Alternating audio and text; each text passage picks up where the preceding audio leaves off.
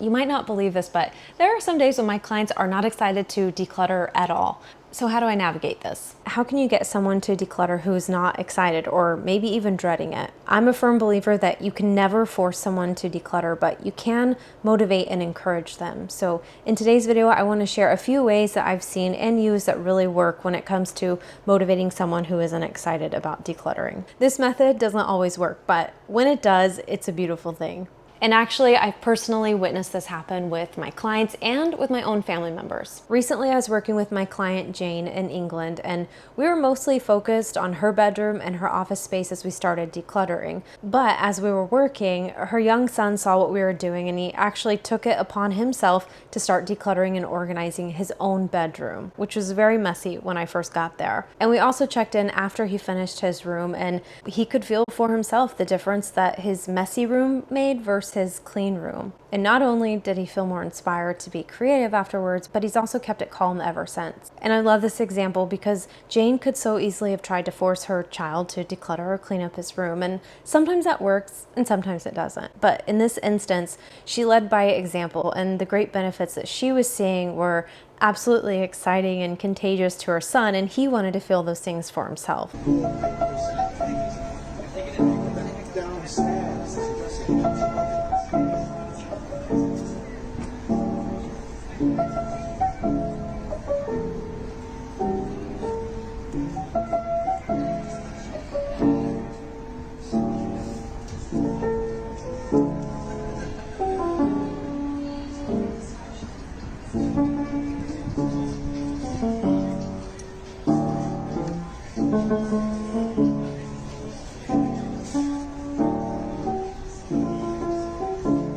So the motivation came from him. And of course we encouraged it and we ran with this. But Jane's house is not the only one where I've seen this happen. Now you might be saying, April, the person that I'm thinking of doesn't really like decluttering. I've tried to lead by example, but it's just not working. In that case, then one of the first things I'd recommend is to use the principle of a quick win. Quick wins are something that I talk a lot about in the book as well as in our Sunday series.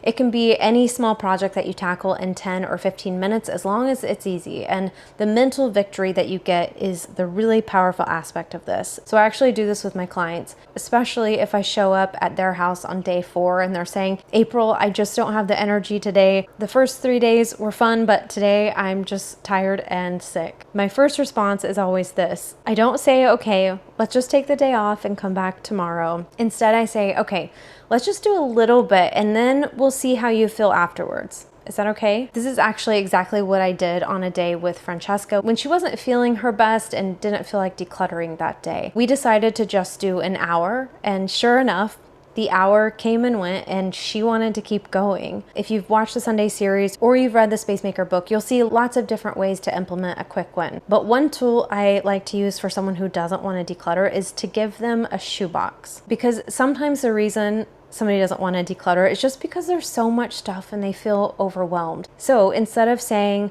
we're going to tackle this mountain of clutter today, I will instead just fill up a smaller chunk from that mountain of clutter and put it in a shoebox. And then I'll give it to them and ask them if they can sort through the shoebox for me. What this does is it makes it feel more doable for them. And then they get that small victory and boost of confidence. And then before you know it, one shoebox becomes another and another, and the next thing you know, the pile's gone. That's exactly what I did with my dad, and by the next time I visited home, he was so proud to show me that he had decluttered, he had organized his tools and his closet. That quick win is simply our foot in the door that allows us to warm up to the task. Then the ball is rolling and we always accomplish more than we thought we would. Now, if you're trying to motivate someone and nothing seems to be working, what I would encourage you to do is this: try to make the experience more fun for them. If your friend or family member is not excited about decluttering, that tells me that they're associating the experience with bad things. I'm gonna have to lift a lot of heavy objects. I'll have to get rid of my cherished possessions.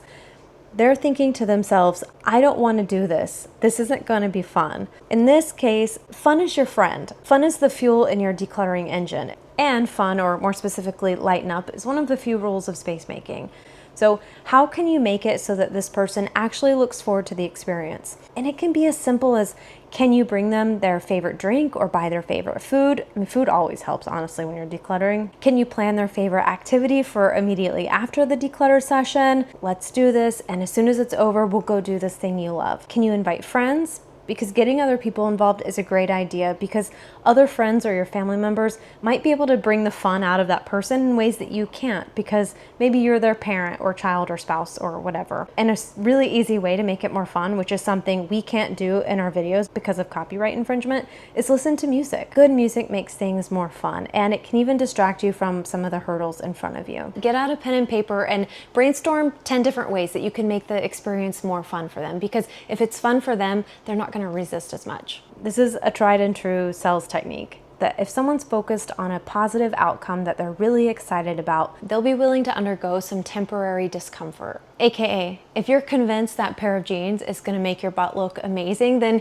you're more willing to part with your hard-earned cash to get it. A lot of people who are unmotivated to declutter or organize their home, it's because they only see it as a short-term activity that's uncomfortable or unpleasant. Your job as their helper and motivator is to help them remember, why are we doing this? If someone understands the goal and what they stand to gain from doing this work, then they are so much more likely to do the work required to reach that goal. How are you going to use your empty garage once it's cleared out? Park your car in there? You're going to set up a game table, set up a fitness area? How are you excited to use your kitchen after it's clean? Will you be baking more? Will you have your friends over for the holidays? Help them keep that goal in mind and continually hype them up for that goal as they're decluttering. It's not just what are we doing today, but why are we doing it? This is a powerful way of pushing yourself or your loved ones through that temporary discomfort of doing the work. 9 times out of 10, positive encouragement works better than negative encouragement. Think of yourself as their personal cheerleader who's constantly cheering them on, making them feel good about themselves and the progress that they're making. And the irony is that this is way more fun for you.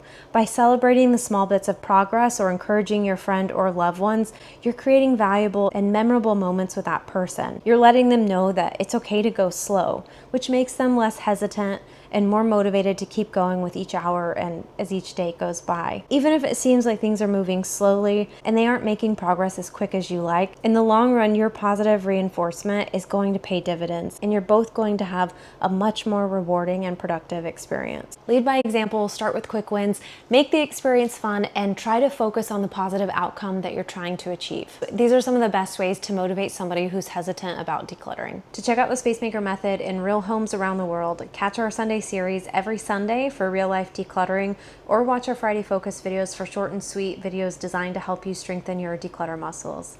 And if you really want to kickstart your space making journey, grab a copy of The Mindful Art of Space Making, available in both hard copy and ebook.